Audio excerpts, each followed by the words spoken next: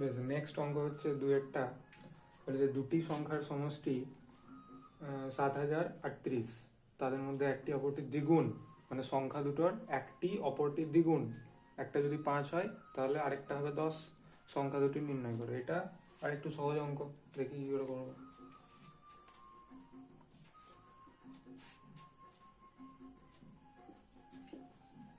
ঠিক আছে, প্রথমে তাহলে কি করব?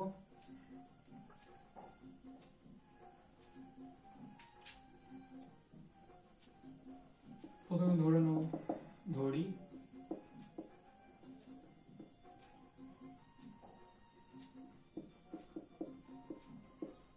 সংখ্যা দুটি হলো। আচ্ছা, আমি একটা কথা লিখতে পারি, একটা অক্ষরও তো লিখতে পারি, তাই তো? তাহলে সংখ্যা দুটি হলো ক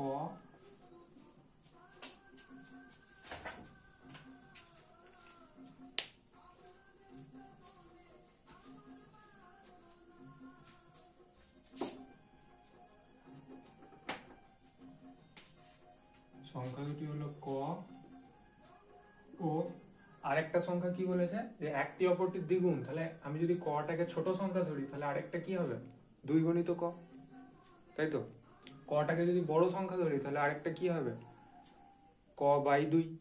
তাহলে আমি 2 গুণিত ক করে করি, একটু বেশি সহজ, কঠিন বলে কিছু নয়, দেখতে ভালো লাগে, তাই না? তাহলে 2 গুণিত ক, তাহলে সংখ্যা দুটি হলো ক ও 2 গুণিত ক। ঠিক আছে, তাহলে প্রথম বক্তব্য কি বলেছে, যে দুটো সংখ্যার সমষ্টি 7038।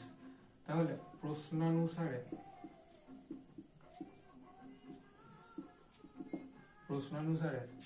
ক যোগ 2 গুণিত ক সমান 7038। ঠিক, এইবার এইখান থেকে কি করে বের করব যে ক কত? দেখা যাক। একটা সমীকরণে যখন একটাই মাত্র অজানা জিনিস, যেটা হচ্ছে ক, এখানে সেটা বার করা খুবই সহজ, তাই তো? তাহলে এখানে একটা ক আছে আর এখানে দুটো ক আছে, যে যোগ আছে, তাহলে টোটাল কটা ক হচ্ছে? 3টে ক হচ্ছে কিনা? এখানে যদি 5 থাকে আর এখানে 2 গুণিত 5 সমান 10 থাকে, তাহলে টোটাল কত হবে? 3 গুণিত 5 মানে 15 হবে। তাহলে এখানে কি হয়ে যাবে? এটা 3 গুণিত ক। বোঝা গেল? ঠিক, এখানে দুটো ক আছে আর এখানে একটা ক আছে। গুণ থাকা মানে কি? দুবার যোগ আছে, তার মানে এখানে ক যোগ ক আছে এই জায়গাটাতে, আর এখানে আরেকটা ক যোগ করা আছে, তাহলে 3টে ক, তাই তো? 3টে ক এর যোগফল মানে 3 গুণিত ক। এটা তাহলে 7038। বা এবার খুবই সহজ, 3কে যদি ওদিকে নিয়ে যাই, গুণ আছে, ভাগ হয়ে যাবে 7038 বাই 3। ব্যাস, তাহলে ক বেরিয়ে যাবে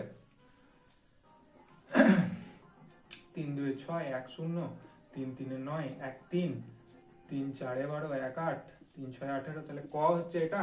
তাহলে আরেকটা, অতএব 2 গুণিত ক সমান 2 গুণিত 2 3 4 6 সমান কত হবে?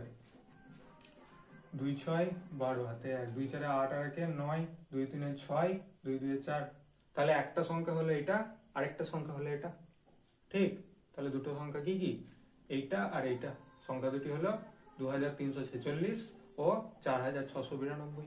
বোঝা গেল? খুবই সহজ অঙ্ক, আগের থেকে সহজ অঙ্ক।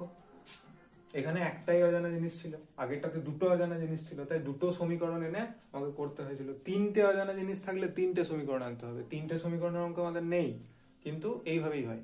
4টে অজানা জিনিস থাকলে 4টে সমীকরণ। ঠিক।